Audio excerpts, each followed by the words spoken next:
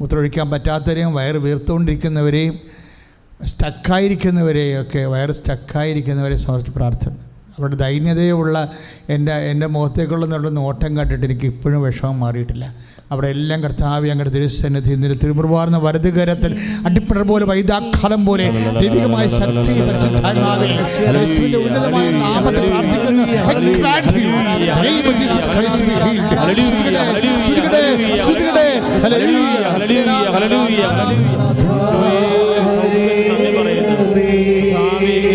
സൗഖ്യത്തിന് നന്ദി പറയുന്നു. ആരാധന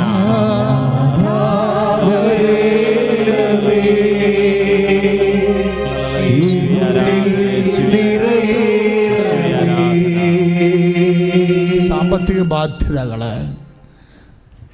40 കോടി വരെ കടമുള്ള മനുഷ്യരെ ഈ ദിവസങ്ങളിൽ കൃപാസനത്തിൽ കണ്ടു. അതുപോലെ തന്നെ 20 ലക്ഷം 40 ലക്ഷമൊക്കെ കടമുള്ളവരെ കണ്ടു. അവിടെ ചിലരുടെയൊക്കെ ജീവിതത്തിൽ അവർക്ക് ഒന്നും വിൽക്കാനില്ല. 12 കോടി കടമുള്ളവന് വിൽക്കാനുള്ളത് വെറും 1 ഏക്കർ സ്ഥലമാണ്. 1 ഏക്കർ സ്ഥലത്തിന് ഒരിക്കലും 12 കോടി കിട്ടത്തില്ല. അപ്പോൾ നമുക്ക് എന്താണ് നമ്മുടെ മുമ്പിലെന്ന് വഴിയില്ലാതെ ഒത്തിരി പേര് ഈ ദിവസങ്ങളിലെ കൃപാസനത്തിൽ വന്ന് ഉടമ്പടി ചെയ്തിട്ടുണ്ട്, ഉടമ്പടി ചെയ്ത് പ്രാർത്ഥിച്ചുകൊണ്ടിരിക്കുന്നുണ്ട്. കർത്താവേ, നീയാണ് ഞങ്ങളുടെ വഴി. പരിശുദ്ധ അമ്മയിലൂടെ അവർക്കെല്ലാം കർത്താവിൻ്റെ ആശ്വാസത്തിൻ്റെ വഴികൾ ഇപ്പം തുറക്കാൻ സ്വർഗം തുറക്കണമേ എന്ന് യേശുവിന്റെ നാമത്തിൽ പ്രാർത്ഥിക്കുന്നു. അനുഭവത്തിൻ്റെ യോഗ്യതയാൽ, അങ്ങനെ കുരിശുമണ്ഡലത്തിൻ്റെ യോഗ്യതയാൽ, അമ്മ ഉയർത്തെഴുന്നേൽപ്പിൻ്റെ യോഗ്യതയാൽ കർത്താവെ അവരെ സ്പർശിക്കണമെന്ന് പ്രാർത്ഥിക്കുന്നു. ഈശോ ഈശോ അങ്ങനെ വിശുദ്ധ പൗരോഹിത്യത്തെ മഹത്വപ്പെടുത്തണമേ കർത്താവെ. അങ്ങനെ സഭയിലുള്ള സാന്നിധ്യം പ്രകടമാക്കണം. അമ്മേ, പരിശുദ്ധമേ, ദേവമാതാവേ, ഇപ്പോൾ പ്രാർത്ഥിച്ചുകൊണ്ടിരിക്കുന്ന ഓരോ മക്കളുടെ മേലെ അടിപൊളിപ്പോൾ വൈദാഖാനം പോലെ ദൈവത്തിന്റെ ശക്തി ഒഴുകട്ടെ. ശ്രുതികട്ടെ, ശ്രുതികട്ടെ.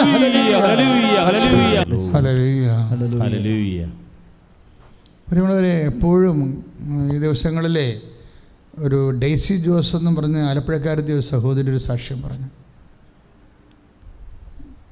അവരുടെ സാക്ഷ്യം ഞാൻ വളരെ ശ്രദ്ധിക്കാൻ കാരണം അവർ പറഞ്ഞത് ഞാൻ 2017-ലോ 2016-ലോ ഉടമ്പടി എടുത്തതാണ്.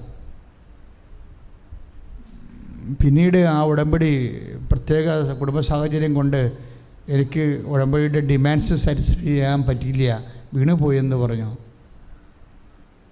കുറേ കഴിഞ്ഞപ്പോൾ എൻ്റെ ജീവിതം കുറച്ചുകൂടി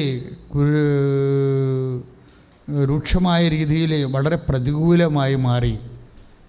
അപ്പോൾ ഇതിൽ നിന്ന് ഞാൻ എങ്ങനെ രക്ഷപ്പെടും എന്ന് ഞാൻ ചിന്തിച്ച് എങ്ങനെ രക്ഷപ്പെടും. അപ്പോഴേ എൻ്റെ മുമ്പിൽ ഒരു മാർഗ്ഗവും ഇല്ലായിരുന്നു. എന്താണ്? അപ്പം ഞാൻ വിചാരിച്ചു, ഒരു മാർഗ്ഗമില്ലെങ്കിൽ ഉള്ള മാർഗം ഉടമ്പടിയാണ്. ഞാൻ വന്ന് 2ാമത് ഉടമ്പടി എടുത്തു എന്ന് പറയും. ഒരു മാർഗ്ഗവും ഇല്ലെങ്കിൽ പിന്നെ എൻ്റെ മുമ്പിലുള്ള മാർഗ്ഗം എന്താ? ഈ ലോകത്താകപ്പെടെയുള്ള മാർഗ്ഗമാണ്, അനേകായിരങ്ങൾ അവലംബിച്ചിട്ടുള്ള മാർഗ്ഗമാണ്. ഒരു മാർഗ്ഗവും നമ്മുടെ മുമ്പിൽ ഇല്ല. അങ്ങനെ വരുമ്പോൾ അവിടെ മനസ്സിൽ പെട്ടെന്ന് തോന്നിയൊരു മാർഗ്ഗം എന്താ? വീണ്ടും വന്ന് ഉടമ്പടി എടുക്കുക. അപ്പോഴവർക്ക് സംഭവിച്ച കാര്യങ്ങളെക്കുറിച്ച് അവർ പറയണമെന്നുള്ള രസമാണ്. എന്താ രസം വെച്ചാൽ അവർ പറയണത് ഇതാണ്. അവിടെ ഒരു മകൻ്റെ കാര്യമാണ് അവർ പറയണത്. ഈ മകൻ അവൻ പഠിച്ചതിന് ശേഷം നെബോഷ് അതാണ് പഠിച്ചത്. പഠിച്ചതിന് ശേഷം എവിടെ ജോലിക്ക് പോകണം എന്നൊരു ഐഡിയ ഇല്ല. ഒരു ഐഡിയയും ഇല്ലാത്തപ്പോൾ ഒരു ഐഡിയയാണ് ഉടമ്പടി. അങ്ങനെയാണ് എനിക്ക് മനസ്സിലായത്. ഒരു മനുഷ്യൻ്റെ ജീവിതത്തിൽ അങ്ങനെ വരും. ഒരു ഐഡിയയും ഇല്ലാത്തൊരു ടൈം വരും. How to move, where to move, we don't know, അറിയാൻ പറ്റാത്ത അവസ്ഥ. അപ്പോൾ ഒരു ഐഡിയയും ഇല്ലാത്തപ്പോൾ അവർ എന്ത് ചെയ്യണമെന്ന് അറിയാൻ പാടില്ല. അപ്പോൾ അവരൊന്ന് ഉടമ്പടി എടുത്തു. ഉടമ്പടി എടുത്ത് ഈ മകനെ ഓർത്തിട്ടാണ് ഈ ഉടമ്പടി എടുക്കുന്നത്. ഇപ്പം പഠിച്ചു നിൽക്കുകയാണ്. പക്ഷേ എങ്ങോട്ടാണ് ഇവനെ കൊണ്ടുപോകേണ്ടത്, എവിടെ നിന്ന് ഇവന് ജോലി കിട്ടുമെന്നൊരു ഐഡിയ ഇല്ല. നമുക്ക് ഐഡിയ ഇല്ലെങ്കിൽ ദൈവത്തിന് നമ്മളെക്കുറിച്ച് ഐഡിയ ഉണ്ടെന്നാണ് എൻ്റെ അർത്ഥം. അല്ലെങ്കിൽ ഇല്ല, ഒരിക്കലും ഇല്ലെന്നല്ല എൻ്റെ അർത്ഥം. നമുക്കൊരു ഐഡിയ, ഒരു വിഷയത്തെക്കുറിച്ച് ഐഡിയ കിട്ടണില്ല എന്നുണ്ടെങ്കിൽ, അല്ലെങ്കിൽ ഒരു വിഷയം നമുക്ക് ചെയ്യാൻ പറ്റണില്ല എന്നുണ്ടെങ്കിൽ അതൊരിക്കലും പറ്റത്തില്ല എന്നല്ല എൻ്റെ അർത്ഥം. ദൈവത്തിന് പറ്റുമെന്ന് എൻ്റെ അർത്ഥം. Price the Lord. അതാണ് ദൈവത്തിന് ഒന്നും അസാധ്യമല്ലല്ലോ എന്ന് പറഞ്ഞ വചനം. ഇപ്പം നമ്മൾ വിശുദ്ധ ലൂക്കാ സുവിശേഷം 1:37 പറയത്തില്ലേ, ദൈവത്തിന് ഒന്നും അസാധ്യമല്ലല്ലോ. ഇപ്പം നമുക്ക് സാധ്യമല്ല എന്ന് വെച്ചാൽ അതിൻ്റെ പാരലൽ ടൈം എന്താണ്? ദൈവത്തിന് സാധ്യമാണെന്നാണ്. നമുക്ക് നമ്മുടെ നെഗറ്റീവ് എപ്പോഴും വിശ്വാസിക്ക് പോസിറ്റീവായിട്ടാണ് വർക്കൗട്ട് ചെയ്യണത്. നമുക്ക് സാധ്യമല്ല എന്ന് വെച്ചാൽ അതിൻ്റെ അർത്ഥം എന്താണ്? ദൈവത്തിന് ഈ വിഷയം സാധ്യമാണെന്ന് അതിൻ്റെ അർത്ഥം. അല്ലാതെ നെവറായി നമ്മൾ എന്നേക്കുമായിട്ട് അത് സാധ്യമല്ല എന്നല്ല. നമുക്ക് സാധ്യമല്ല അല്ലെങ്കിൽ വൈദ്യശാസ്ത്രത്തിന് സാധ്യമല്ല എന്ന് പറഞ്ഞാൽ അതിൻ്റെ അർത്ഥം ദൈവത്തിന് സാധ്യം ആണെന്നാണ്. വൈദ്യശാസ്ത്രത്തിന് സാധ്യമല്ല. ഇപ്പം എത്ര സാക്ഷ്യങ്ങളാണ് ഞാൻ കഴിഞ്ഞ ദിവസങ്ങളൊക്കെ പറഞ്ഞത് നിങ്ങളോട്. ഇപ്പം ഒരു കാരണവശാലും മക്കളെ കിട്ടത്തില്ല, നിങ്ങൾ ഗർഭപാത്രം മുറിച്ച് കളയൂ എന്നല്ല പറഞ്ഞത്. അത് നിറയെ സിസ്റ്റ് മരുന്ന് കഴിക്കും തോറും കുരുക്കളെ കൂടി വരണ ഗർഭപാത്രത്തെക്കുറിച്ച് പിന്നെ ബ്ലീഡിങ് സ്റ്റാർട്ട് ചെയ്ത് ഇപ്പോൾ ഡോക്ടർ എന്താ പറയണത്? ഗർഭപാത്രം മുറിച്ച് കളയൂ, അല്ലെങ്കിൽ ഇനിയും ബ്ലീഡിങ് ഉണ്ടായി നിങ്ങളുടെ വെയിറ്റ് ലൂസ് ചെയ്ത് നിങ്ങൾ ചത്തുപോകും. അപ്പോഴേ വൈദ്യശാസ്ത്രം അവിടെ ഏതാണ്ട് ഇടിച്ച് നിൽക്കുക. ഇവിടെ എന്താ ചെയ്യണത്? ഇവർ അലപ്പ കണ്ടിട്ടില്ല, ഉടമ്പടി ചെയ്തിട്ടില്ല. ഇവിടെ അമ്മ ഉടമ്പടി ചെയ്തിട്ടുണ്ട്. ഉടമ്പടിയുമായിട്ട് എന്തെങ്കിലും ഒരു വിദൂര ബന്ധം നിങ്ങൾക്ക് ഉണ്ടെങ്കിൽ നിങ്ങൾ രക്ഷപ്പെടുമെന്ന് എനിക്ക് പറയാനുള്ളത്. എന്താ കാര്യം? ഇവർ ഉടമ്പടി ചെയ്തിട്ടില്ല. ഈ നേഴ്സാണ് അവർ ഉടമ്പടി ചെയ്തിട്ടില്ല. അവർ ആലപ്പുഴ വന്നിട്ടില്ല. ആരാ വന്ന് ആലപ്പുഴ? അവിടെ അമ്മ വന്നു, അമ്മായിയമ്മ വന്നു, 2 ഉടമ്പടി എടുത്തുകൊണ്ട് പോയിട്ടുണ്ട്. അവിടെ ഉടമ്പടി തൈലം ആണ് ഇവരെടുത്ത് എടുത്തിട്ട് വിശ്വപ്രമാണം ചൊല്ലി അവരുടെ അടിവയറ്റ് തേക്കണ ആ ഒരു ആഴ്ച തന്നെ അവർ പ്രഗ്നൻ്റ് ആകും. ഇതാണ് വ്യത്യാസം. തെക്കണ ആവശ്യം അവർക്ക് കാര്യം അറിയത്തില്ല. ഉടമ്പടി ആലപ്പുഴത്തെ എന്തോ മാതാവിൻ്റെ എന്തോ തൈലമാണ്. ചിലർ വെളിച്ചെണ്ണ എന്തൊക്കെ പറയും. വെളിച്ചെണ്ണ അല്ല, ശുദ്ധമായ ഒലിവെണ്ണ കുർബാന അർപ്പിച്ചതിന് ശേഷം 12 തരം പ്രാർത്ഥന ചൊല്ലിയാണ് നിങ്ങൾക്ക് നേർച്ച വസ്തു തന്നിരിക്കുന്നത്. അതാണ് ഒരു തുള്ളി എന്നൊക്കെ പറയുമ്പോൾ ഞങ്ങൾ സീരിയസ് ആയിട്ട് പറയാൻ കാര്യം അതാണ്. അത് പെരട്ടുകയും ഈ മുറിച്ച് കളയാൻ പറഞ്ഞ ഗർഭപാത്രത്തിൽ കർത്താവൾക്ക് കുഞ്ഞിനെ കൊടുക്കുകയും ചെയ്യുന്നു. കൈയിടിച്ച് കർത്താവ്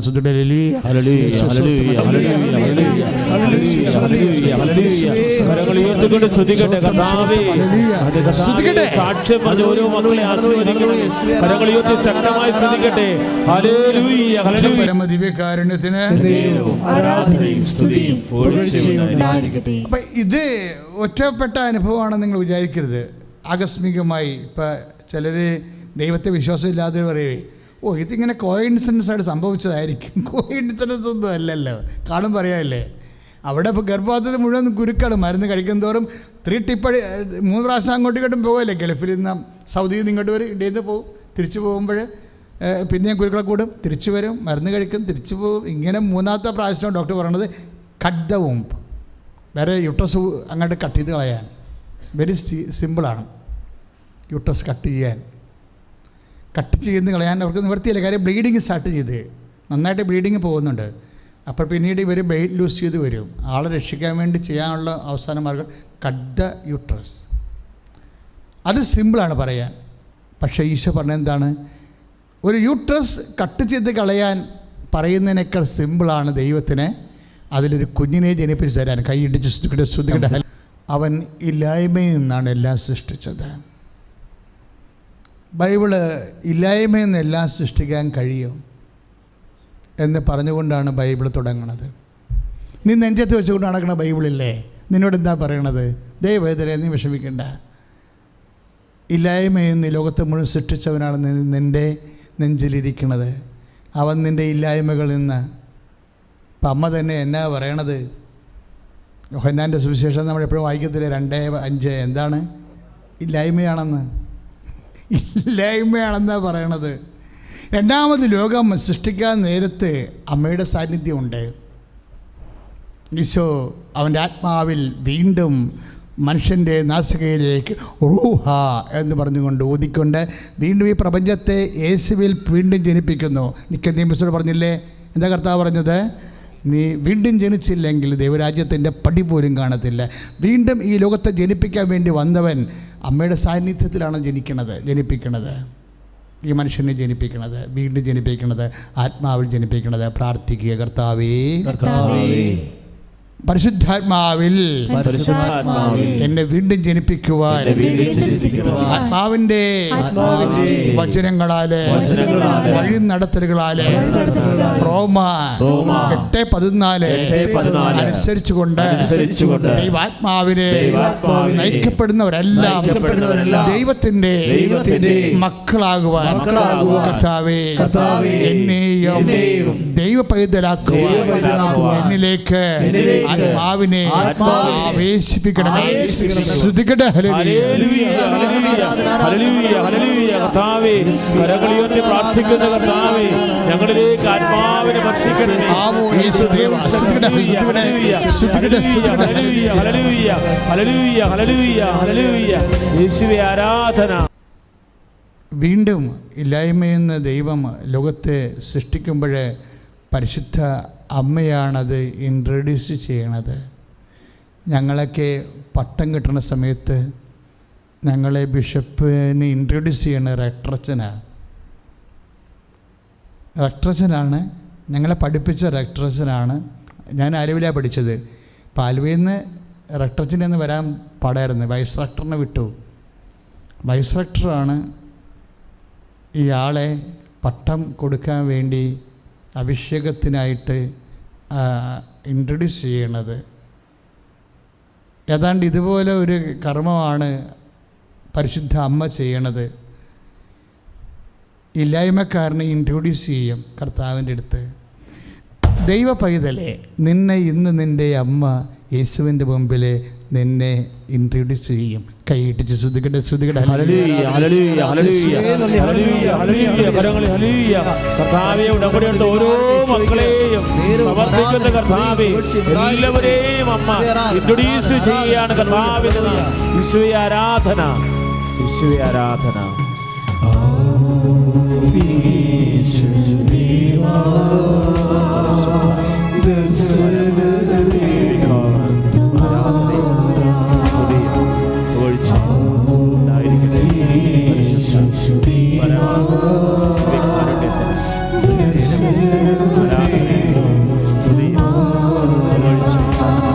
പരിശുദ്ധ പരമദിവ്യകാരുണ്യത്തിന്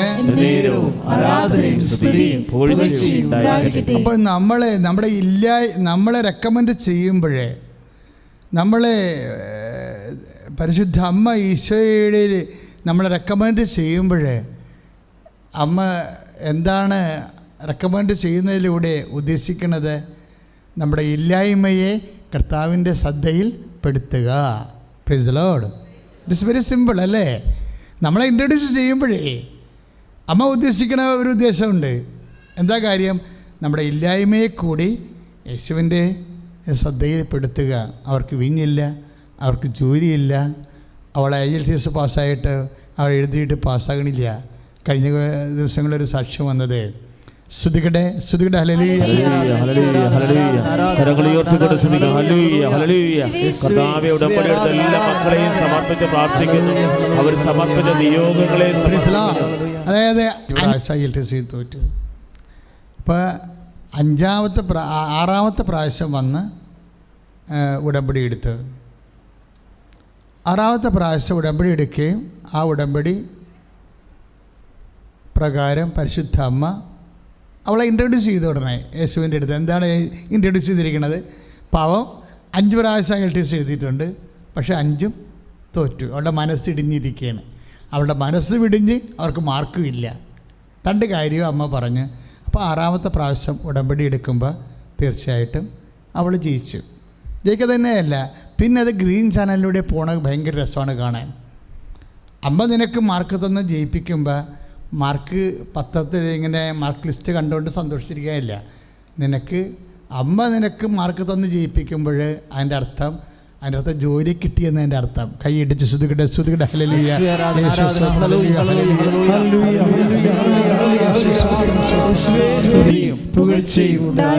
നിങ്ങളെ ഉടമ്പടി എടുക്കുമ്പോൾ നിങ്ങൾക്ക് ഒരു തോന്നി, അയ്യോ ഉടമ്പടി എടുക്കാൻ വേറെ ഒരു മാർഗ്ഗമില്ലല്ലോ, ഉടമ്പടിയിലെ ഒരു മാർഗ്ഗമുള്ളൂ. പക്ഷേ ഇതെങ്ങനെ ചെയ്യാൻ പറ്റും? നമുക്കൊരു ഐഡിയ ഇല്ല. ഇപ്പം ജോലി എങ്ങനെ കിട്ടും, കടമെങ്ങനെ പരിഹരിക്കും, രോഗം എങ്ങനെ സുഖപ്പെടും, നമുക്കൊരു ഐഡിയ ഇല്ല. പക്ഷേ എപ്പോഴും ദൈവം പറയുന്നത് എന്താണ്? ഇന്ന് കാണുന്ന നാളെ കാണത്തില്ലെന്ന് പറയും. മാസത്ത് പ്രശ്നങ്ങൾ കൂടുമ്പോഴേ, നമ്മുടെ ജീവിതത്തിലെ പ്രശ്നങ്ങൾ കൂടുമ്പോൾ ബൈബിൾ എന്താ പറയണത്? നിങ്ങൾ ഇന്ന് കാണുന്ന ഈജിപ്ഷ്യൻസിനെ നാളെ നിങ്ങൾ കാണത്തില്ല എന്ന് പറയും. അതാണ് സംഭവം. ഇന്ന് കാണുന്ന സിസ്റ്റ്, ഇപ്പോൾ ഉടമ്പടി, ഇപ്പോൾ ഡോക്ടർ സ്കാൻ ചെയ്തപ്പോൾ സിസ്റ്റ് ഉണ്ടായി. അപ്പോൾ സെക്കൻഡ് ഒപ്പീനിയൻ വീണ്ടും സ്കാൻ ചെയ്ത് അപ്പോഴും സിസ്റ്റ് ഉണ്ട്.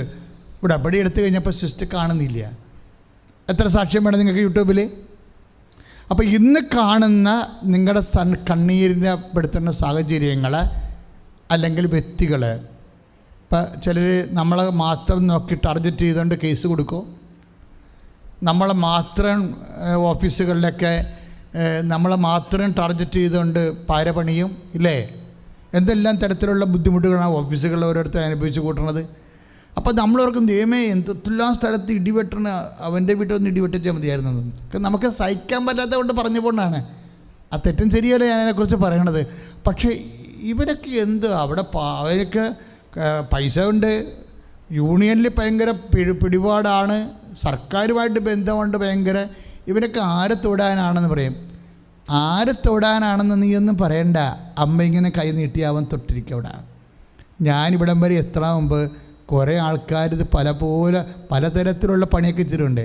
അവസാനം പുള്ളിക്കാരത്തെ വന്ന് ഇങ്ങനെ തൊട്ടു. അതോടെ ചാപ്റ്റർ ക്ലോസ് ചെയ്യും. അപ്പം നീ ഓർക്കണം, നിൻ്റെ പ്രതിയോഗികൾ നാളെ നിൻ്റെ സ്നേഹിതരായിട്ട് മാറും. ആ ദൈവത്തിൻ്റെ നാമത്തിൽ നിന്ന് പ്രഖ്യാപിച്ച് കൈവർത്തിക്കൊണ്ട് എൻ്റെ പ്രതിയോഗികൾ ദൈവനാമത്തിൽ ഞാൻ പ്രഖ്യാപിക്കുന്നു, നാളെ എൻ്റെ സ്നേഹിതരായി മാറും. എൻ്റെ ഇല്ലായ്മകള്, എൻ്റെ രോഗങ്ങള് പരിശുദ്ധ അമ്മയുടെ മാധ്യസ്ഥത്തിലെ പരിശുദ്ധ കുർബാനയെ സാക്ഷ്യമാക്കി ഞാൻ പ്രഖ്യാപിക്കുന്നു. നാളെ അത് സൗഖ്യമായി മാറും. എൻ്റെ കടങ്ങള് നാളെ ഈശോയുടെ നാമത്തിലെ ഞാൻ പ്രഖ്യാപിക്കുന്നു. നാളെ അത് ധനമായി മാറും. എന്റെ തോൽവികള് ഈശോ നാമത്തില് ഞാൻ പ്രഖ്യാപിക്കുന്നു. എന്റെ വിജയമായി മാറും. ശ്രുതികട്ടെ,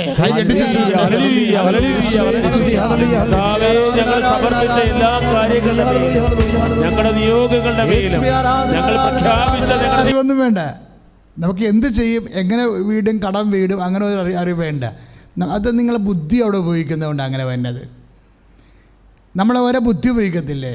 അതുകൊണ്ടാണ് നമുക്കങ്ങനെ ഒരു നിങ്ങൾ ഉണ്ടാക്കിയിരിക്കുന്ന ഉത്കണ്ഠകളെല്ലാം ഇൻ്റലക്ച്വലായിട്ടുള്ള ആങ്സൈറ്റിയാണ്.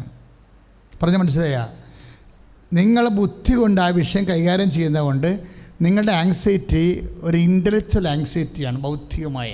ഇപ്പം ഈ സഹോദരൻ്റെ പേരെന്താ, അതായത് ഡെയ്സി ജോസിന് ഈ പ്രശ്നമുണ്ടായി. എങ്ങനെയാണ് ഇവനെ രക്ഷപ്പെട്ട് വരണതിനെക്കുറിച്ച് അറിയത്തില്ല. അറിയാവുന്ന എന്താണ്, ഞാൻ ഉടമ്പടി എടുത്തിട്ടുണ്ടോ എന്ന് മാത്രമേ അറിയത്തുള്ളൂ. അത് മതി. ആ ഒരു അറിവ് മതി. എന്താ കാര്യം വെച്ചാൽ ദൈവം ഈ വിഷയത്തിൽ ഇനി തീരുമാനങ്ങൾ എടുക്കും. പക്ഷെ നമ്മളത് കറക്റ്റ് ചെയ്യണം. എന്താണ് ഉടമ്പടി എന്ന് പറയുന്നത്? എന്താണ്? അവൻ പറയുന്നത് പോലെ ചെയ്യുന്നതാണ് ഉടമ്പടി. അത് അമ്മയുടെ മധ്യസ്ഥത്തിൽ അവൻ പറഞ്ഞതുപോലെ അല്ല, അമ്മ പറഞ്ഞ പോലെ അല്ല, ഈശോ പറഞ്ഞതുപോലെ ജീവിച്ച കൊള്ളാവുന്നു. സിമ്പിളല്ലേ? ഈശോ പറഞ്ഞ പോലെ ജീവിച്ച കൊള്ളാവുന്നു. ഇപ്പോൾ ചില സമയത്തൊക്കെ ആരെങ്കിലുമൊക്കെ കൃപാസനത്തിനെതിരെ അറിയാൻ പാടില്ലാത്തവർക്ക് എന്തെങ്കിലുമൊക്കെ ക്രിറ്റിസിസമൊക്കെ ചെയ്യും. പക്ഷേ ഉടനെ മറുപടിയും വരും. ആരെങ്കിലുമൊക്കെ മറുപടി പറയും. എന്താണ്? അത് അച്ഛനൊരു ഇടവക വികാരിയാണ്. കാര്യമെന്ന് വെച്ചാൽ അച്ഛന് രൂപതയുണ്ട്. ഇവിടെ എന്തെങ്കിലും മിസ്റ്റേക്ക് ഉണ്ടെങ്കിൽ തിരക്കാനും നോക്കാനും അന്വേഷിക്കാനും ഒക്കെ രൂപതയുണ്ട്. രൂപത കഴിഞ്ഞിട്ട് KCBC ഉണ്ട്. നിങ്ങൾ അതിൻ്റെ ബുദ്ധിമുട്ട് വരണ്ട. കൃത്യമാണ് മറുപടി. അപ്പോൾ ഇങ്ങനെ ഓരോ സമയത്ത് ഓരോ വിഷയങ്ങളുണ്ടാകാം. പക്ഷേ എപ്പോഴും ചില ഇവിടെ ഉണ്ടാകുന്ന വിഷയങ്ങളെല്ലാം ഒരു പക്ഷേ വിശ്വാസിക്ക് പലപ്പോഴും പുതുതായിട്ട് വരാറുണ്ട്. അതുകൊണ്ടാണ് നമുക്ക് മനസ്സിലാക്കാനുള്ള ബുദ്ധിമുട്ടുള്ളത്. അമ്മ പ്രത്യക്ഷപ്പെട്ടതിന് ശേഷം കിട്ടിയ തന്ന പ്രാർത്ഥനയായത് കാരണം പല വിഷയങ്ങളും സാധാരണ ഫോർമാറ്റിലല്ല ഇത് വർക്ക് ചെയ്യണത്. ഇപ്പം തന്നെ ഈ ഡെയ്സി ജോസിൻ്റെ വിഷയം എന്താ?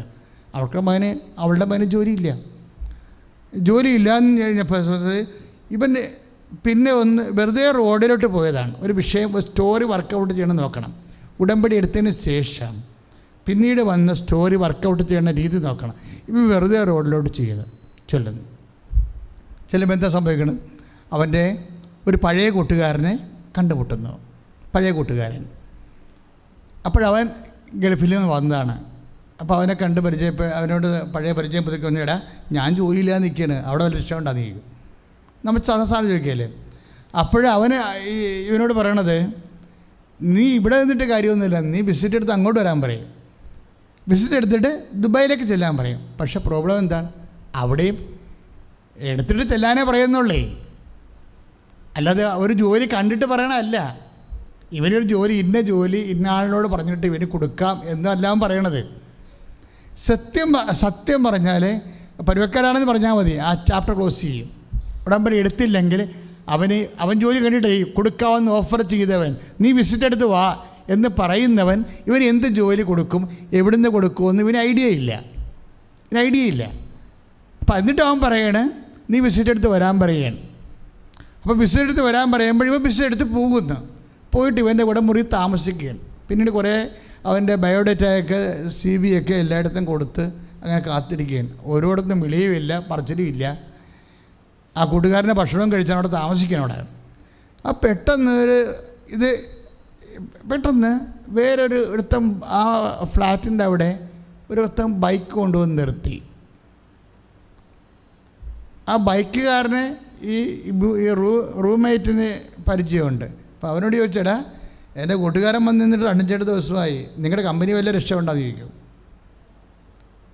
ഇവിടെയൊക്കെ ഒന്നും ഉറപ്പുള്ള കാര്യമല്ല. ഉറപ്പില്ലാത്ത വഴികളിലൂടെ ഉടമ്പടി പോണത് നിങ്ങളറിയണം. അതായത് അപ്പോൾ അയാൾ പറഞ്ഞത് എന്താണെന്ന് വെച്ചാൽ, അയാൾ പറയും പാകിസ്ഥാൻകാരനാണ് മാനേജർ, എങ്ങനെ വരുമെന്ന് അറിയാൻ പറ്റുമെന്ന് പറയും. പാകിസ്ഥാൻകാരനാണ് മാനേജർ, പക്ഷേ എങ്ങനെ വരുമെന്ന് അറിയാൻ പാടില്ല, എന്നാലും നീ വാന്ന് പറയും. ഇവനവിടെ ചെല്ലും, ഇൻ്റർവ്യൂ നടക്കും. ഇൻ്റർവ്യൂ നടന്ന് ഈ പാകിസ്ഥാൻ മാനേജർ ഇവനെ ജോലിക്കെടുക്കും. അപ്പോൾ ജോലിക്കെടുക്കണമല്ല പ്രശ്നം, ജോലിക്കെടുത്തതിന് ശേഷം പിന്നെ സംഭവിക്കുന്നത്, ഇവൻ 3 മാസം കൂടുമ്പോൾ ശമ്പളം ഇങ്ങനെ വർദ്ധിക്കും. ശമ്പളം വർദ്ധിച്ചു, 1ാമത്തെ പ്രാവശ്യം വർദ്ധിച്ചു, പിന്നെ 2ാമത്തെ 3 പ്രാവശ്യം വർദ്ധിച്ചു. 3ാമത്തെ പ്രാവശ്യം വർദ്ധിച്ചപ്പോൾ ഇത് ഇരട്ടിയായപ്പോൾ ഇവന് പേടിയായി. എന്താ കാര്യം? ഈ HR-ന് ചിലപ്പോൾ തെറ്റിപ്പോയതായിരിക്കും. ഇവൻ നേരെ ഈ പൈസയും കൊണ്ട് ഓഫീസിൽ ചെന്നപ്പോൾ, സാറേ തെറ്റിപ്പോയിട്ടെന്ന് തോന്നണേ, എൻ്റെ ശമ്പളമല്ലേ വരണമെന്ന് തോന്നാമെന്ന് പറഞ്ഞു. അപ്പോൾ മാനേജർ പറഞ്ഞു, നിൻ്റെ ശമ്പളം തന്നെയാണ്, നിനക്ക് വേണ്ടെങ്കിൽ വെച്ച് പോയിക്കൊള്ളാൻ പറയും. അപ്പോൾ ഇതെന്ത് സംഭവിക്കണത്? ദൈവം നമുക്ക് തരുമ്പോഴേ അമർത്തി കുലുക്കി വാഗ്ദാനങ്ങളല്ലേ. അതായത് നമ്മൾ 6:36 വിശുദ്ധ ലൂക്കായുടെ സുവിശേഷം എന്താണ്? ദൈവം തരുമ്പോഴേ. അപ്പം നിങ്ങളെന്താ സംഭവിക്കണമെന്ന് അറിയാം? ദൈവം തരുന്നതായിട്ട് കണക്കാക്കത്തില്ല ചില ആൾക്കാർ. കാര്യങ്ങൾ കണ്ടു കഴിയുമ്പോൾ ദൈവം തരുന്നതായിട്ട് കണക്കാക്കണം. ഇപ്പം കഴിഞ്ഞ ദിവസങ്ങളൊരു അമ്മ പറഞ്ഞു, ദൈവം തരുന്നതായിട്ട് കണക്കാക്കിയ എന്താ ഗുണമെന്നറിയാമോ? കർത്താവ് തരുന്ന രീതികളുടെ അത് വിശുദ്ധ ലൂക്ക 6:36 എന്താണ്? അവൻ തരുമ്പോൾ അമർത്തി കുലുക്കി നിറച്ച് അളന്ന് അവൻ നിൻ്റെ മടിയിലോട്ട് ചൊരിയും. കൈയിടിച്ച് ശ്രുതികട ലലിയ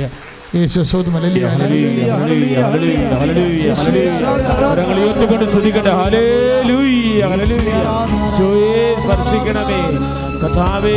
ലോകത്തിൽ നാനാഭാഗങ്ങളിൽ നിന്ന് പ്രാർത്ഥിക്കുന്നവരെ ഇപ്പോൾ ആരാധനയും സ്തുതിയും പുകഴ്ചയും ഉണ്ടായിരിക്കട്ടെ. പരിശുദ്ധാത്മാവ് ഇപ്പം നമ്മളെ നയിക്കുന്നത് കൊണ്ടാണ് ഇപ്പോൾ ഈ അപകടം നിങ്ങളോട് പറയണത്. ഇപ്പോൾ ഉദാഹരണത്തിന് കഴിഞ്ഞ ദിവസങ്ങളിൽ ഒരു ചേച്ചി കേട്ടൊക്കെ എഴുതി.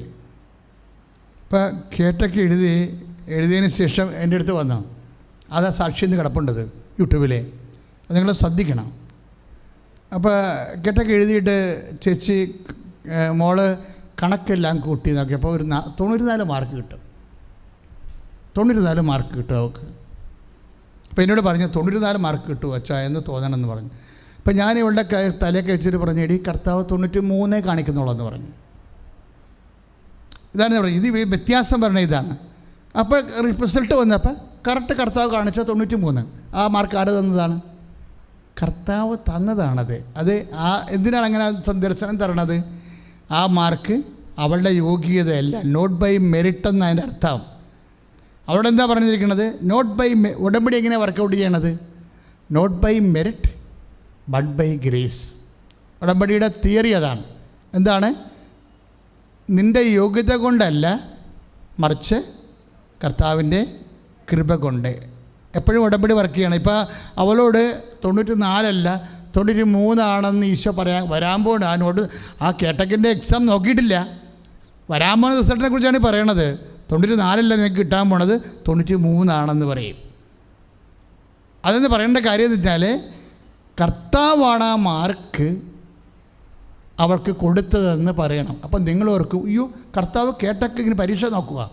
എൻ്റെ മോളെ, കർത്താവ് നോക്കാത്ത ഒന്നുമില്ല. എല്ലാം നോക്കും, എല്ലാം കാണും. നിൻ്റെ ദൈവത്തിൻ്റെ കണ്ണുകൾ നിൻ്റെ എല്ലാ വിഷയങ്ങളെയും എപ്പോഴും ശ്രദ്ധിക്കുന്നതാണെന്ന് ആദ്യം അറിയേണ്ടത് നീ തന്നെയാണ്. ചില ആൾക്കാർ അറിയത്തില്ല. ചില ആൾക്കാർ ജയിച്ച് കഴിയുമ്പോൾ പറയാം, ഓ പിന്നെ ഞാൻ ഇപ്പം അമ്മമാരൊക്കെ പറയണില്ലേ, എനിക്ക് ചില സമയത്ത് സങ്കടം വരും. എന്ത് പ്രശ്നം വെച്ച് കഴിഞ്ഞാൽ മകള് അവർ ഇതുപോലെ 95 96 മാർക്ക് മേടിച്ച് കഴിയണവരെ അമ്മ ഉടമ്പടിയും ചെയ്യും, ഉടമ്പടി പ്രാർത്ഥിക്കുകയും ചെയ്യും. രാവിലെ നീലത്തിരി, രാത്രി പച്ചത്തിരിയൊക്കെ കത്തിച്ചൊക്കെ പ്രാർത്ഥിക്കും. പ്രാർത്ഥിച്ച് എല്ലാം കഴിഞ്ഞിട്ട് റിസൾട്ട് വന്ന് മാർക്ക് കിട്ടിക്കഴിയുമ്പോൾ പക്ഷേ പിന്നെ ഈ ഉടമ്പടി ചെയ്ത അമ്മ എന്താ പറയണത്? ബന്ധുക്കളോടൊക്കെ നാട്ടുകാരോടും പള്ളിയിൽ പോകുമ്പോഴൊക്കെ പറയുന്നത് എന്താണ്? പിന്നെ പറയണത് അവരാ ക്വസ്റ്റിന് വേണ്ടി രാത്രി മുഴുവൻ ഉറക്കം ഇരുന്ന് കഷ്ടപ്പെട്ടതും വിഷമിച്ചതും പഠിപ്പിച്ചതും ഒക്കെയുള്ള കാര്യമാണ്. പിന്നെ വെറുതെയാണ് ഇത്തരം മാർഗ്ഗമുണ്ട്. ഞാൻ ഉറങ്ങി, അവിടെ പരീക്ഷ തുടങ്ങിയിട്ട് ഞാൻ ഉറങ്ങിയിട്ടില്ലെന്ന് പറയും. വിഷയം പറഞ്ഞ കണ്ട, ദൈവം തന്നത് ഇപ്പം അമ്മ തന്നതാക്കിയേ. ഇവിടെയാണ് അപകടം വരണത്. ദൈവം കൊടുത്ത മാർക്കാണത്. ഇപ്പം ന്യൂട്രലായിട്ട് ഈ അമ്മ തന്നെ ഈ പന്നി പ്രസവിക്കുമ്പോൾ നമ്മൾ ഈ പന്നി വളർത്തുന്ന ആൾക്കാർക്കറിയാം. ഞങ്ങളുടെ സെമേരി പന്നി ഉണ്ടായിരുന്നു ഒത്തിരി. അത് വളർത്തുമ്പോൾ തന്നെ പന്നി നോക്കുന്ന ആളെന്ത് ചെയ്യുന്നറിയാവുക? പന്നി പ്രസവിക്കാൻ പോകുമ്പോൾ തന്നെ അയാൾ അവിടെ നിന്ന് മാറത്തില്ല. പ്രസവിച്ച് കഴിയുമ്പോൾ തന്നെ കുഞ്ഞിനെ എല്ലാത്ത എടുത്ത് മാറ്റിക്കളയും. എന്താ കാര്യം? ഈ ഗർഭചൂലി എന്ന് പറഞ്ഞ സംഭവമില്ലേ? ഇപ്പോൾ സ്ത്രീകൾക്കൊക്കെ നമ്മൾ അമ്മമാരൊക്കെ പ്രസവിക്കുമ്പോൾ നമ്മൾ കുറേ മരുന്നൊക്കെ കൊടുക്കത്തില്ലേ? അതുപോലെ പന്നി അതിൻ്റെ കുഞ്ഞിനെ തന്നെയാണ് കഴിക്കണത്. പന്നി അതിൻ്റെ കുഞ്ഞിനെ തന്നെയാണ് കഴിക്കണത്. ഒരു 5 ഒരു 20 പ്രസവിക്കും. ഒരു 7 അതിനപ്പം തന്നെ പന്നി കഴിക്കും. അങ്ങനെയാണ് അത് നേരെയൊക്കെ ഇരിക്കണത്. ഗർഭചൂലിന് വേണ്ടി കഴിക്കണത് സ്വന്തം കുഞ്ഞിനെ തന്നെ കഴിക്കും. ചില അമ്മമാർ ദൈവത്തിൻ്റെ അനുഗ്രഹം സ്വന്തമായിട്ട് കഴിക്കും. അത് പ്രധാന അപകടമെന്ന് പറയണത് പന്നിയുടെ സ്വഭാവമാണ്. ദൈവത്തിനെ കൊണ്ട് ഉടമ്പടി എടുപ്പിച്ച് എല്ലാം കാര്യം നേടിയച്ചും പെട്ടെന്ന് പറയും, ഞാൻ അവളുടെ കൂടെ ഉറക്കം ഇത്ര ദിവസം എൻ്റെ കണ്ണും എന്തെങ്കിലും ഈ ആൾക്കാർ പറഞ്ഞില്ലേ ഞാൻ ഇരിക്കലും വെച്ചുകൊണ്ടായിരുന്നെന്ന് പറഞ്ഞു. അതുപോലെ ചിലപ്പോൾ നമ്മൾ തന്നെ പറയും, ഓ ഞാൻ കുറേ കഷ്ടപ്പെട്ടായിരുന്നു, ഉടമ്പടി എടുത്തില്ലായിരുന്നെങ്കിലും ഞാൻ ജയിച്ചേനം. അപ്പോഴേ അതുപോലെ നമ്മൾ ദൈവത്തിൻ്റെ കിട്ടേണ്ട അനുഗ്രഹവും മഹത്വവും നമ്മൾ സ്വയമായിട്ട് അടിച്ചു മാറ്റും. ഇത് വളരെ ശ്രദ്ധിക്കണം. കാര്യം കണ്ടു കഴിയുമ്പോൾ നിങ്ങളുടെ ചില ആൾക്കാരുടെ നിലപാടുകൾ മാറാൻ സാധ്യതയുണ്ട്. ഇതുകൊണ്ടാണ് ഉടമ്പടി ലാഗ് ചെയ്യാൻ സാധിക്കണം. മനസ്സിലായില്ലേ? ചില ചോദിക്കത്തില്ലേ, എൻ്റെ അച്ഛാ ഇത് എന്താ വസ്തു വിറ്റ് മാറാത്തത്, എന്താ അച്ഛാ വസ്തു വിറ്റ് മാറാത്തത് എന്ന് ചോദിക്കും. അപ്പോൾ ഞാനൊരു കാശിന് അനുസരിച്ച് കൊടുക്കും. അപ്പോൾ വസ്തു അത് വിറ്റ് മാറും. വിറ്റ് മാറിയിട്ട് പിന്നെ 2-3 മാസം കഴിയുമ്പോൾ തന്നെ അയ്യോ അതിപ്പോൾ ആൻ്റപ്പൻ്റെ വസ്തു അപ്പുറത്ത് വിറ്റല്ല, അശോകൻ്റെ വസ്തു ഇപ്പുറത്ത് വിറ്റല്ല, അതുപോലെ ഇതും വിറ്റ് പോയതാണ്. തീർന്നില്ലേ? കർത്താവ് ഞൊട്ടി. ഇതുപോലെയുള്ള അഭ്യാസങ്ങൾ കാണിക്കും. പക്ഷെ നിങ്ങളാ പരിപാടി കാണിക്കുമെന്ന് കർത്താവിന് നേരത്തെ അറിയാം. അതുകൊണ്ടാണ് ഉടമ്പടി ലാഗ് ചെയ്യാൻ കാരണം. കാര്യം ദൈവത്തിന് കൊടുക്കേണ്ട മഹത്വം കിട്ടിക്കഴിയുമ്പോൾ നിങ്ങൾ സൃഷ്ടവസ്തുക്കൾക്ക് കൊടുക്കും. പണ്ട് മുതലേ മനുഷ്യൻ്റെ ഒരു അപകടമാണിത്. അതുകൊണ്ട് എൻ്റെ മക്കൾ ഇപ്പം തന്നെ തീരുമാനിക്കണം, കർത്താവേ ഈ സംഭവം നടന്ന എൻ്റെ മരണം വരെ ഇതിൻ്റെ ക്രെഡിറ്റ് ഞാൻ അങ്ങേക്കല്ലാതെ വേറെ ആർക്കും കൊടുക്കത്തില്ല. കാര്യം അത് ഭയങ്കര അപകടം, 1-ാം പ്രമാണത്തിൽ ലംഘനമാണ്.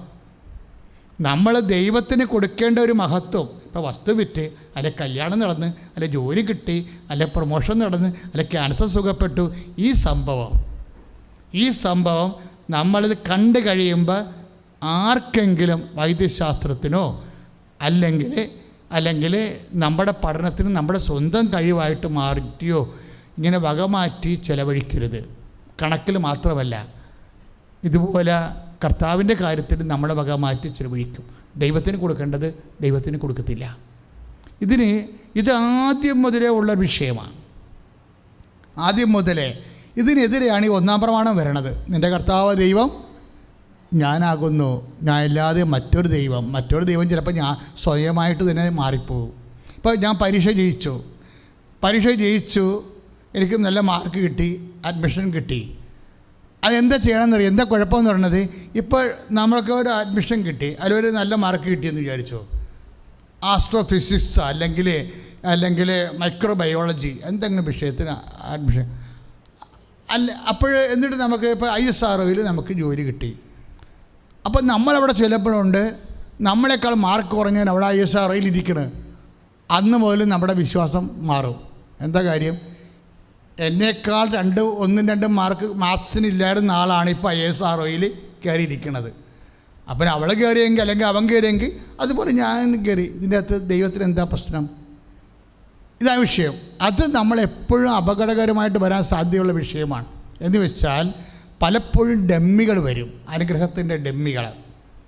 നമ്മളൊരു സംഭവം നടക്കുമ്പോൾ, ഇപ്പോൾ എൻ്റെ സ്ഥലം വിറ്റുമാറി, അപ്പോൾ എൻ്റെ സ്ഥലം വിറ്റുമാറിയപ്പോൾ ഞാനിവിടുത്തെ ഇടവക പള്ളിയിൽ അതൊക്കെ ചോരി കാണല്ല, വികാരത്തിനെ പോയി കണ്ടിട്ട് എന്തെങ്കിലും അതിന് സമാധാനം ഉണ്ടാക്കും. നമ്മൾ ഈ പള്ളി ഇരിക്കുന്ന സ്ഥലത്ത് തന്നെ ചോറുണ്ട്, അത് നമ്മൾ കണ്ടതാണ്. അപ്പോൾ നമ്മൾ മേലായിട്ട് വായിട്ട് നോക്കിയപ്പോൾ മുകളിൽ വെള്ളം വന്നുണ്ട്.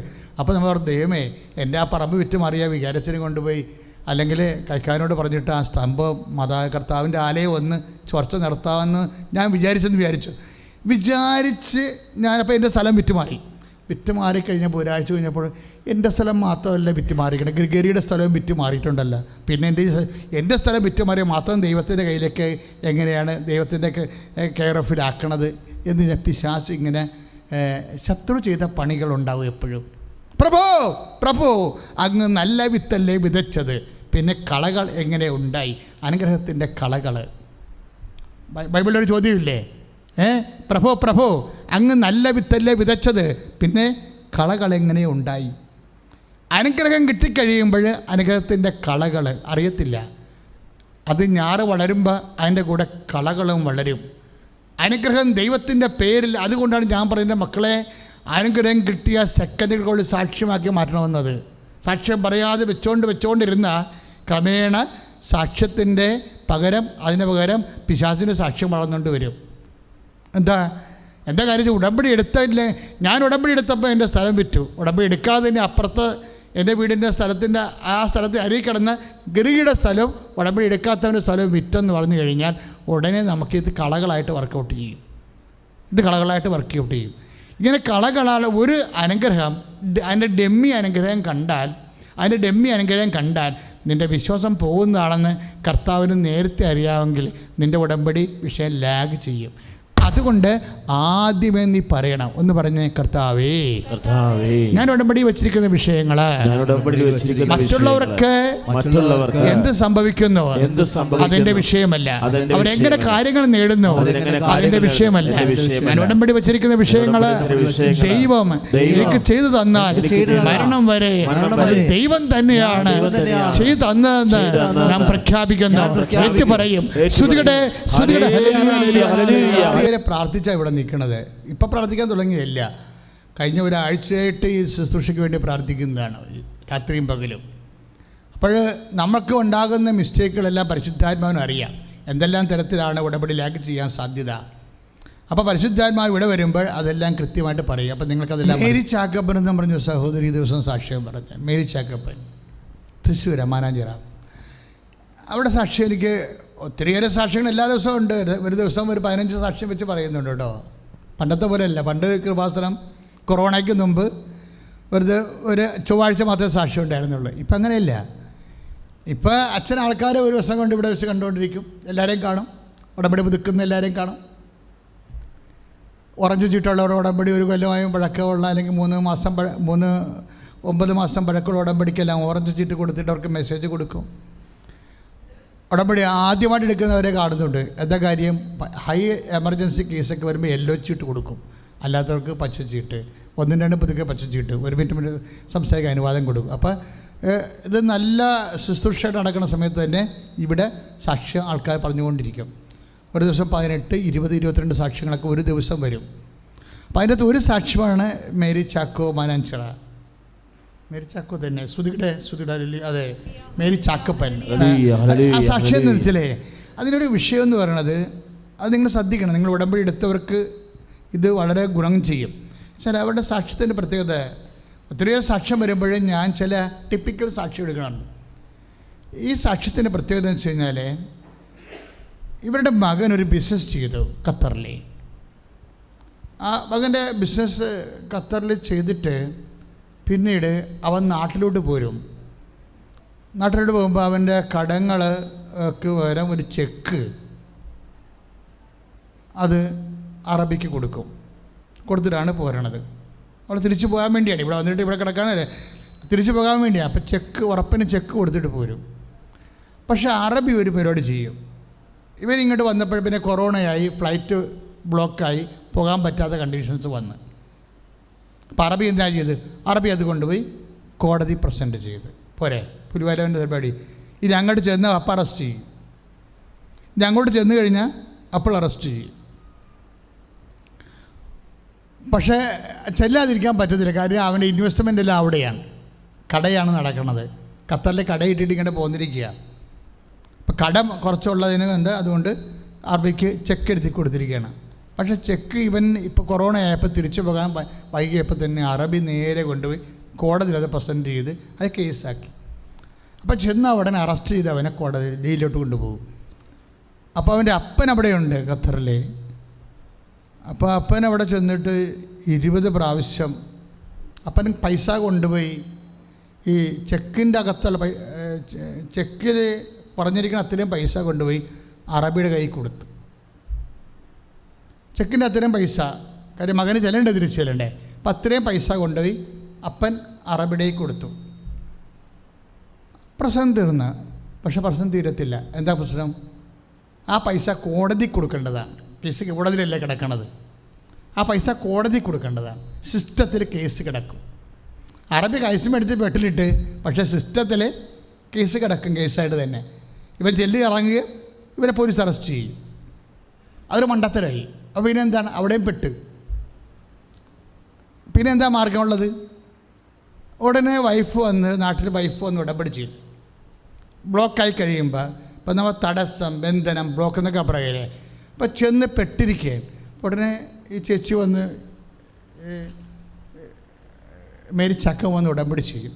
ഉടമ്പടി ചെയ്തിട്ട് ഈ അപ്പം തന്നെ പല പ്രാവശ്യം ചെന്ന് 20 പ്രാവശ്യം പൈസ കൊണ്ട് അറബിക്ക് കൊടുക്കാനുള്ള കൊടുത്തിട്ടേ പിന്നെ മകനെ തിരിച്ച് ഖത്തറിൽ കൊണ്ടുവരണ്ടേ? പറ്റണിയിലില്ല, കേസ് സിസ്റ്റത്തിൽ കിടപ്പില്ലേ. പിന്നെ എന്താ മാർഗം?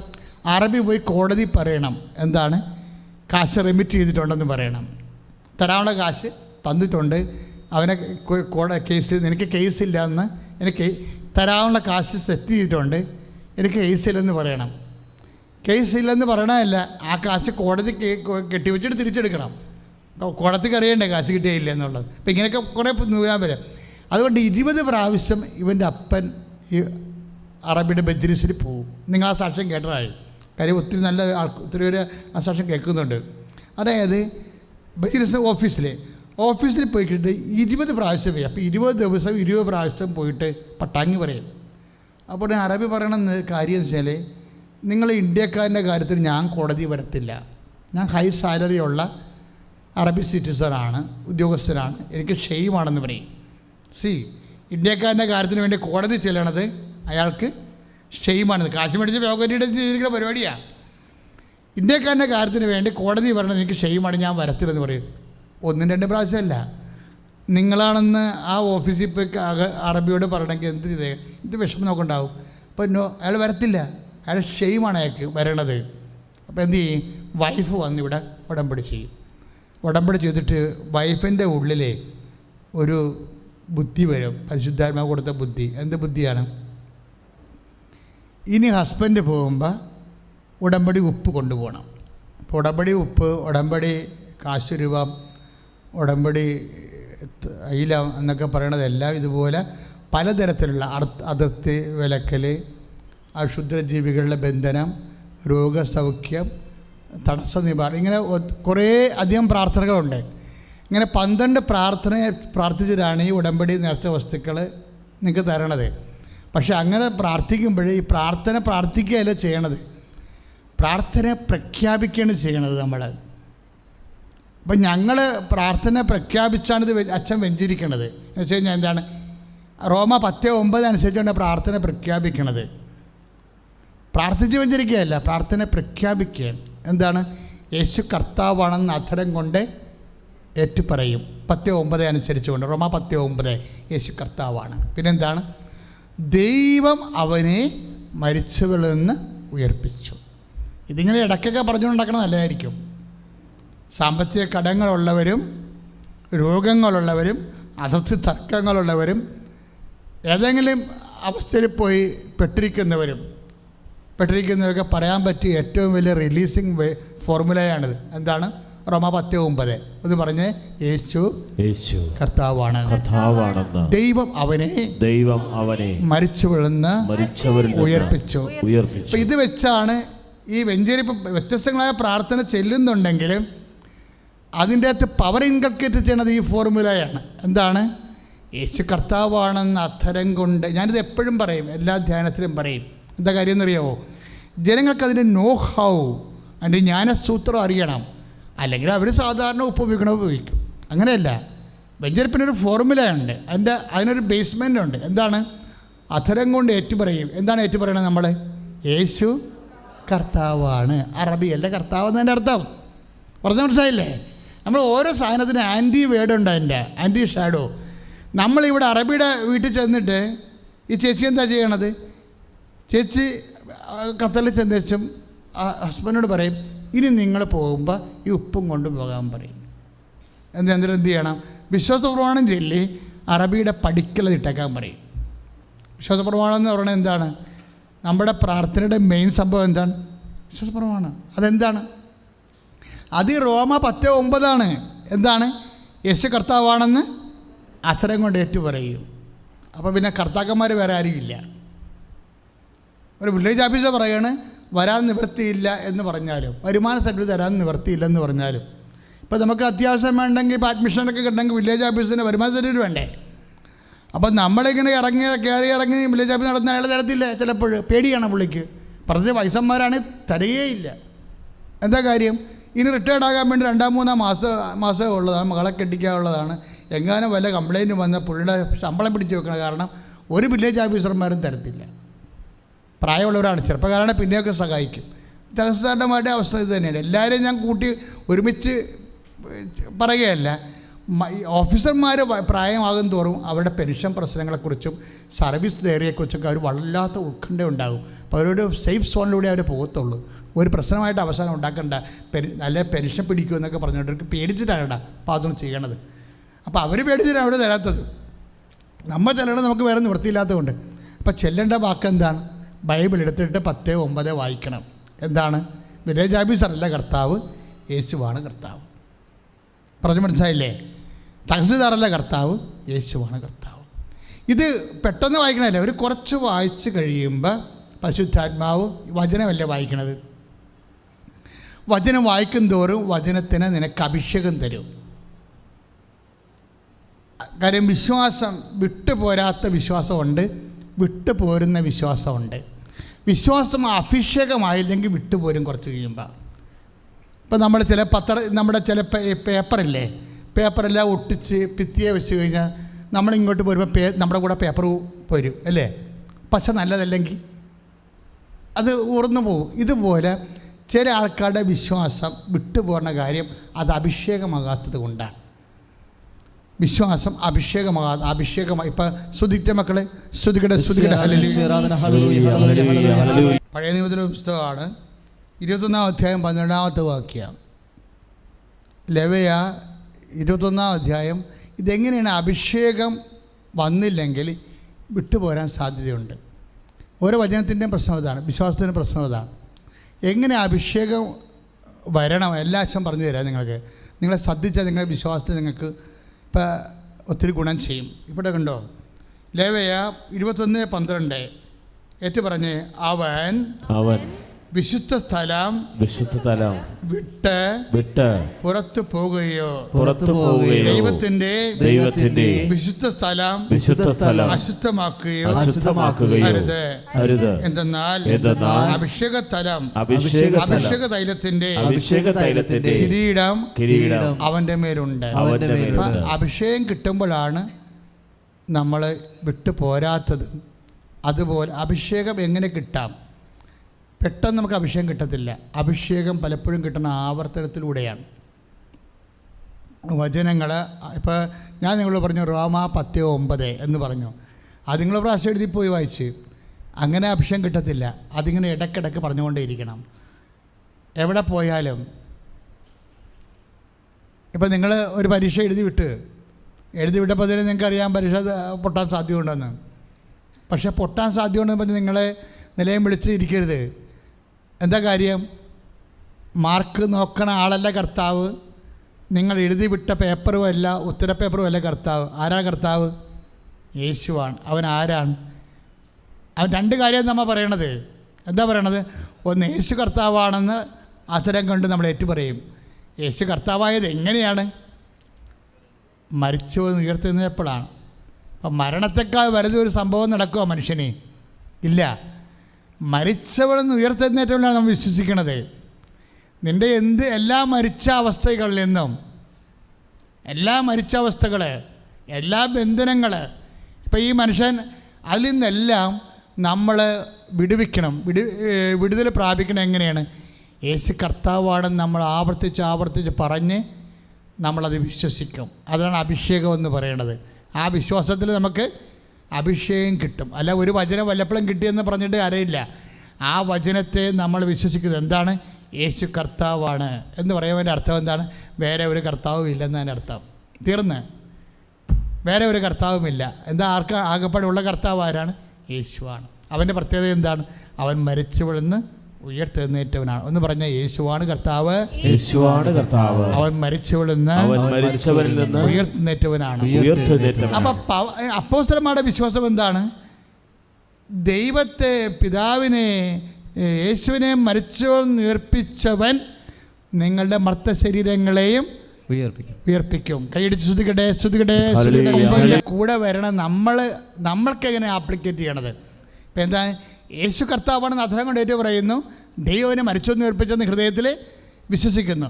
ഈ വിശ്വാസം നമ്മൾക്ക് എങ്ങനെയാണ് ആപ്ലിക്കേറ്റ് ചെയ്യണമെന്നാണ് അപ്പോസ്തലന്മാർ കണ്ടെത്തിയത്. എന്താണ്? യേശുവിനെ മരിച്ചവെന്ന് ഉയർപ്പിച്ചവൻ ഏറ്റു പറഞ്ഞേ നമ്മുടെ മർത്ത ശരീരങ്ങളെയും മൃതാവസ്ഥയിൽ നിന്ന് ഉയർപ്പിക്കും. അപ്പോഴ് ഒറ്റ പ്രഖ്യാപനത്തോടെ നമുക്ക് രണ്ട് ഇഫക്റ്റാണ് അതിനകത്ത് വരണത്. ഇപ്പം ചില ആൾക്കാരെ പറഞ്ഞു, എൻ്റെ അച്ഛാ ഞാൻ ഇത്തരമൊന്നും എഴുതിയില്ലേ, എനിക്കറിയാൻ കിട്ടുന്ന മാർക്ക്. പക്ഷെ മാർക്ക് വന്നപ്പോൾ അതിൻ്റെ ഇരട്ടിയാണ് വന്നിരിക്കുന്നത്. എന്താ കാര്യം? യേശു അതിനെ ഉയർപ്പിക്കുകയാണ്. ഇതുതന്നെയാണ് രോഗത്തിൻ്റെ അവസ്ഥയും, ഇത് തന്നെയാണ് നിനക്ക് ജീവിതത്തിൻ്റെ. ഇപ്പം ചിലർ പറഞ്ഞില്ലേ, അച്ഛാ എൻ്റെ ഇൻ്റർവ്യൂ വളരെ മോശമായിരുന്നു, പൊട്ട ഇൻ്റർവ്യൂ ആണെന്ന്. എലിസബത്ത് വർഗീസ് എന്നും പറഞ്ഞൊരു മോള് സാക്ഷ്യം പറയുന്നുണ്ട്. 70,000 പേര്, ഇപ്പം 70,000 പേര് കണ്ടതാണ് സാക്ഷ്യം. കഴിഞ്ഞ ആഴ്ച പറഞ്ഞതാണ് എലിസബത്ത് വർഗീസ്. അവളുടെ സാക്ഷ്യം എന്താ അറിയാമോ? അവൾ 2002 നേഴ്സിംഗ് പാസ്സായതാണ്, BSc. കഴിഞ്ഞ മാസം ഞാനത് പറഞ്ഞായിരുന്നു. എന്നിട്ട് പിന്നെ എന്താണ് ഇത്? അവൾ പറയും, ഞാൻ 2020 വന്ന് 2/2/2020 അന്നാണ് ഞാൻ കൃപാസനത്തിൽ വന്നത്, രാവിലെ 9 മണി. എന്താ അത്? ഇട്ടിപ്പെട്ട് സാക്ഷ്യമാണ് പറയണത്. എന്താ വെച്ചാൽ 2002 BSc നേഴ്സിംഗ് പാസ് ഔട്ടായിട്ട് ഈ 18 കൊല്ലം അവൾ ഡെഡ് ബോഡി പോലെ ഇരിക്കുക. 18ാമത്തെ കൊല്ലം അവൾ എവിടെ വന്നു? കൃപാസനത്തിൽ വന്ന് 9 മണിക്ക് അവൾക്ക് പേപ്പർ കിട്ടിയെന്ന്. ആ സമയം അവർ ഓർത്തിരിക്കുകയാണ്. ആ സമയം ഓർത്ത് സാക്ഷ്യം പറയാൻ കാര്യം എന്താ? അവളുടെ ജീവിതം മാറ്റിമറിച്ചത് ആ ഒരു പച്ച പേപ്പറാണ്. അവൾ എന്താ പറഞ്ഞിരിക്കുന്നതെന്നറിയാമോ?